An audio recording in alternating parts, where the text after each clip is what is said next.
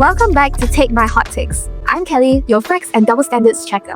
And I'm Nara, resident skeptic and social chaos detector. Today's hot seat topic: should trans persons be allowed to compete in competitive sports?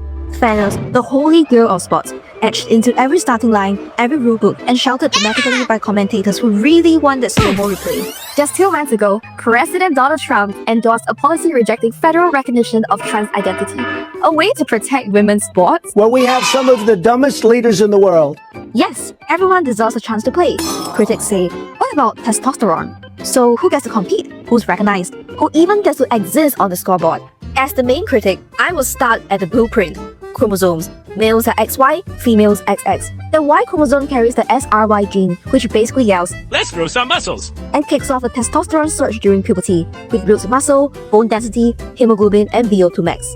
Pre-puberty, boys and girls compete equally. Post-puberty, boys get bio upgrades. More lean muscle, fast twitch fibers, more explosive power. Even after your hormone therapy, trans women retain 30 to 40% more muscle strength than cis women.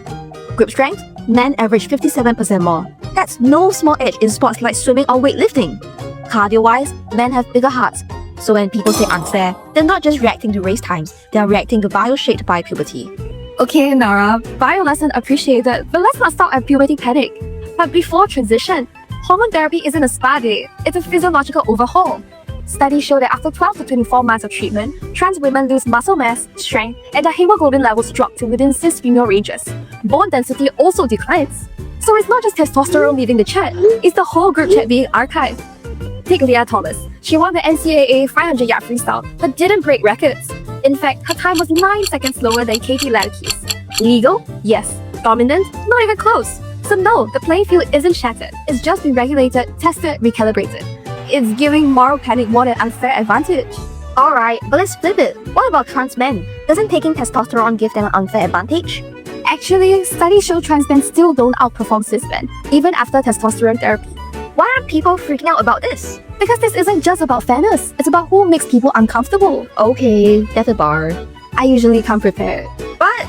But me too. I have theories and everything. Fairness isn't just seconds and centimeters. It's sociology, baby. From a structural, functionalist view, sports isn't just sweaty people chasing balls. It's how society maintains order. Rules, rituals, routines. This is what French sociologist Durkheim calls upholding social order through shared rules. Recall the doping scandals of the 1970s. You think the outrage was just over drugs? It was about trust being shattered. Flash forward, a trans teen posts a highlight reel emerging champion in the girls' race, and the comments? Wow. What you see is called collective non-panic. Sports isn't just entertainment, it's a crash course in life values. And when those values feel under threat, people stop trusting the game. Alright, but since Trump wants to get political, let's get political. The outrage over trans athletes isn't random, it's curated. Michael Phelps, genetically gifted with less lactic acid. Usain Bolt, literal gazelle with legs. No one cried foul. But the second a trans woman swims a legal race, cue the media suckers. And another irony, trans men do take testosterone, yet no one's trying to boot them from the boys' team. From a political science lens, this is agenda-setting theory in action. Politicians and the media choose what we care about and how we care about it. Facts be that. This obsession with trans women in sports while totally ignoring trans men shows how skewed their intentions are. Then the legal onslaught states that ban trans athletes also ban access to gender-affirming care, bathroom rights, even ID documents. That's not random, it's policy coherence, a calculated move to make trans people invisible in every possible space. Pause. You say sports is symbolic, I say it's structured. We are missing the whole point of competition if we blur those lines. Oh, like how Jesse Owens blurred lines in 1936 and debunked the myth of racial inferiority? Or how, instead of banning disabled athletes, we built the Paralympics? Sports didn't get weaker by including more people, it got fairer, because fairness isn't sameness, it's what Rawls argues as equal opportunity. And barring trans athletes isn't protecting sports, it's locking the gate before they even reach the track.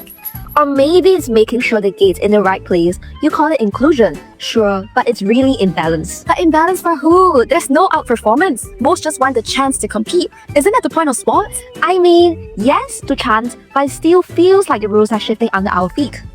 Then maybe we should stop acting like the rules were set in stone. Because if fairness really came down to biology, history will look a lot whiter, wealthier, masculine, and even more able-bodied.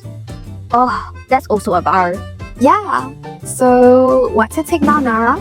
I say we let them play.